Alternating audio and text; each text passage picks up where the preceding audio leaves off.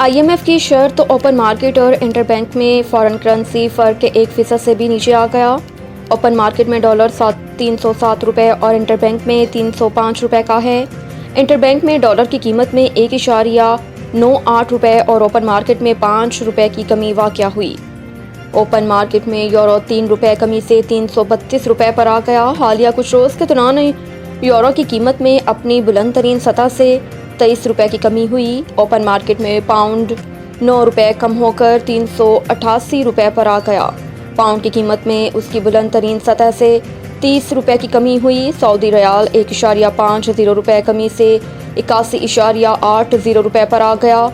Saudi riyal 7.20 रुपये नीचे आया है, जबकि अमाराती दरहम 86.80 रुपये पर तब्दील नहीं हुआ और हालिया कुछ रोज़ में दरहम अपनी बुलंदी से 3.20 रुपये नीचे आया है। IMF ने दोनों मार्केटों के दरमियान 1.25% फ़र्क की शर्त रखी है। बिजली चोरों के खिलाफ आज से क्रैकडाउन शुरू हो गया।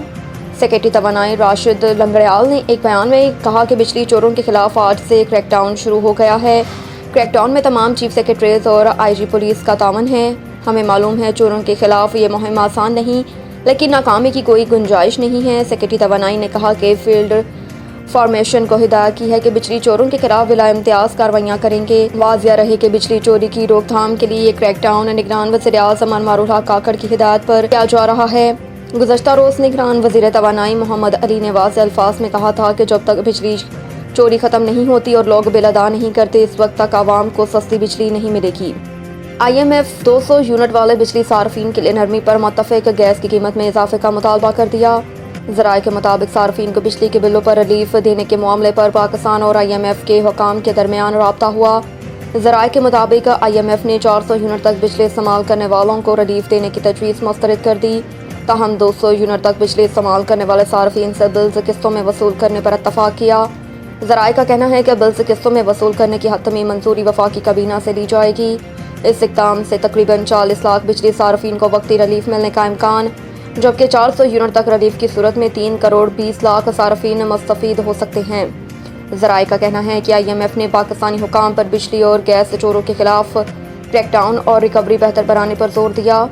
ज़राए के मुताबिक 1 जुलाई से गैस टैरिफ में 45 से 50% तक इजाफे का मुतालबा किया। गैस टैरिफ में इजाफा वफाकी काबीना की मंजूरी से मशरूत है।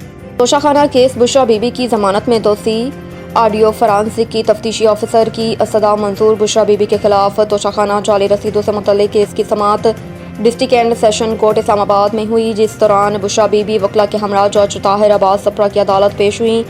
केस के तफ्तीशी ऑफिसर ने अदालत को बताया कि FIA को बुशरा बीबी के ऑडियो फॉरेंसिक के लिए भिजवाई है और तफ्तीश के लिए बुशरा बीबी की गिरफ्तारी मतलूब है। वकील सलमान सफ्दर ने कहा कि बुशरा बीबी को 3-3 घंटे शामिल तफ्तीश किया गया। तोशाखाना तहाइफ केस छोटा सा है, उसे तवील किया जा रहा है। जज ताहिर अब्बास सप्रा ने इस्तफसार किया कि मामला रसीदों का है, ऑडियो कहाँ से आ गई, जिस पर तफ्तीशी ऑफिसर ने कहा कि बुशरा बीबी से ऑडियो लीक का पूछा कि आप की है या नहीं।